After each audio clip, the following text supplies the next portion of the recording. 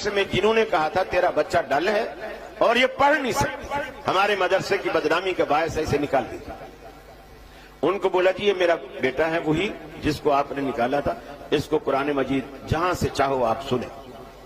حافظ استاد بیٹھ گئے، اور استادوں کو پتا ہوتا ہے متشابہات والے مقامات کون کون سے ہیں، تو وہ بڑے بڑے ماہر بیٹھ گئے، اور کوئی یوصیکم اللہ فی اولادکم سے پوچھ رہا ہے، کوئی آخر میں، کوئی بیچ میں، کوئی شروع میں، کہاں کہاں سے مختلف آیات اس سے پوچھی جا رہی ہے، ہر کہیں اٹکا ہی نہیں وہ، ایک بالکل ایسے جیسے کمپیوٹر کا آپ نے بٹن دبایا اور شروع ہو گیا۔ اس کے بعد اساتذہ سر پکڑ کے بیٹھ گئے، اس کو کہنے لگے کہاں سے پڑھا ہے؟ جی ہمارے علاقے میں، گاؤں میں، دیہات میں مدرسہ ہے۔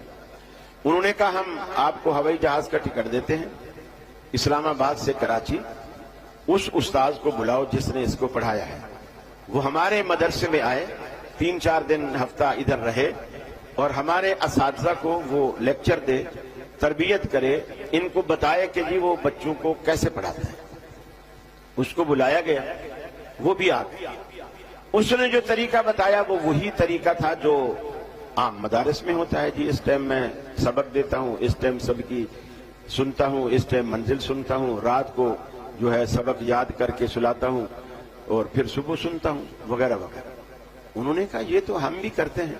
یہ تو کوئی نیا کام نہیں ہے، یہ تو ہم بھی کر رہے ہیں، تو خاص بات بتا جو تو کرتا ہے۔ اس نے پھر خاص یہ بتایا کہ رات عشاء کے بعد جب بچوں کو میں سبق دے دیتا ہوں، اور دینے کے بعد دہرائی کے لیے کچھ وقت دیتا ہوں، پھر ان کو کہتا ہوں اب بیٹا جا کے سو جا۔ بچے سو جاتے ہیں، اور میں وضو کرتا ہوں، مصلی بچھاتا ہوں، بچے سوتے رہتے ہیں، میں اللہ کے آگے روتا رہتا ہوں، میں اللہ سے دعائیں کرتا ہوں، یا اللہ میرے بس میں اتنا تھا کہ میں بس ان کو پڑھا سکتا تھا، ان کے دماغ میں، ان کے دل میں اس کو بٹھانا، اس کو اتارنا یہ میرا کام نہیں ہے، یہ تیرا کام۔ صبح جب بچے اٹھتے ہیں میں جس بچے سے بھی سنتا ہوں سبق یاد ہوتا ہے۔ تو میری گزارش یہ ہے ساری ذمہ داری بچوں پہ بھی نہ ڈالیں، کچھ استاد بھی اپنی ذمہ داری لیں، اساتذہ اپنے بچوں کو دعاؤں سے نوازیں اور کبھی دعا سے محروم نہ رکھیں۔